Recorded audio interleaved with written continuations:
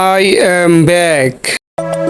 কেমন আছো বন্ধুরা? আশা করি সবাই ভালো আছো। তো আজকে তোমাদের সামনে নতুন একটি এপিসোড নিয়ে আসলাম, একটু ব্যতিক্রম ধর্মী। বন্ধুরা, তুমি কি জানো বিশ্বের সবচেয়ে কম দামে খাঁটি স্বর্ণ কোথায় পাবে বা কোথায় পাওয়া যায়, যেখানে কোনো ভেজাল হয় না? সে সম্পর্কে আজকে তোমাদের কাছে এই ভিডিওতে বলতে চলেছি। তাই ভিডিওটা একটু স্ক্রিপ্ট না করে সম্পূর্ণ ভিডিওটা কন্টিনিউ করবে, কারণ বন্ধুরা ভিডিও স্ক্রিপ্ট করে দেখলে অনেক কিছু মিস করতে পারো। তো বন্ধুরা, আর কথা তোমাদের সামনে বেশি বাড়াবো না। তো আমি আছি মোহাম্মদ আলমগীর হোসেন তোমাদের সঙ্গে। চলো ভিডিওটা শুরু করা যাক।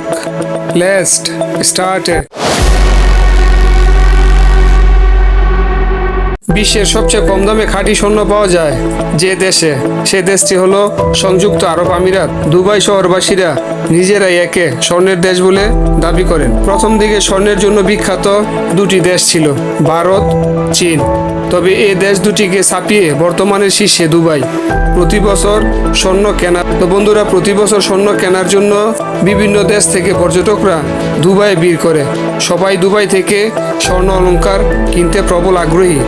অনেকে আবার পুরাতন স্বর্ণ বিক্রি করেও নতুন স্বর্ণ কিনে থাকেন। ওয়ার্ল্ড গোল্ড কাউন্সিলের তথ্য অনুযায়ী বিশ্ববাজারে স্বর্ণের মোট প্রবাহের 30 থেকে 40% আসে দুবাই থেকে।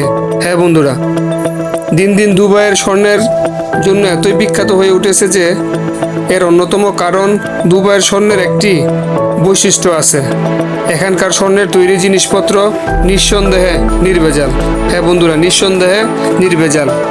এখানে সবচেয়ে কম দামে সেরা জিনিস পাওয়া যায়। হ্যাঁ বন্ধুরা, তাই দুবাই থেকে যদি স্বর্ণ কিনো তাহলে সেখানে ঠগার কোনো স্কোপ নেই, কারণ প্রত্যেকটি দোকানেই প্রত্যেকটি জিনিস অনুসারে রেট তৈরি করা হয় এবং সেই রেটেই তা বিক্রি করা হয়।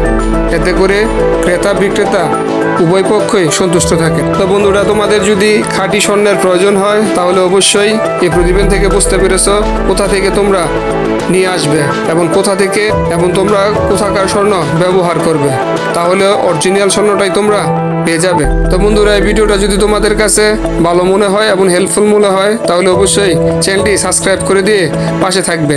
আর হ্যাঁ বন্ধুরা, একটি লাইক একটি কমেন্ট করতে কিন্তু ভুল করবে না। আর যদি ভিডিওটা বন্ধুরা তোমাদের ভালো লেগে থাকে তাহলে তোমাদের বন্ধুদের মাঝেও ভিডিওটা শেয়ার করতে পারো। তো বন্ধুরা, ভিডিও শেষ করার আগে যে কথাটা বলি আমি শেষ করি, তুমিও ভালো থাকবে, আশেপাশে সবাইকে ভালো রাখবে। আল্লাহ হাফেজ।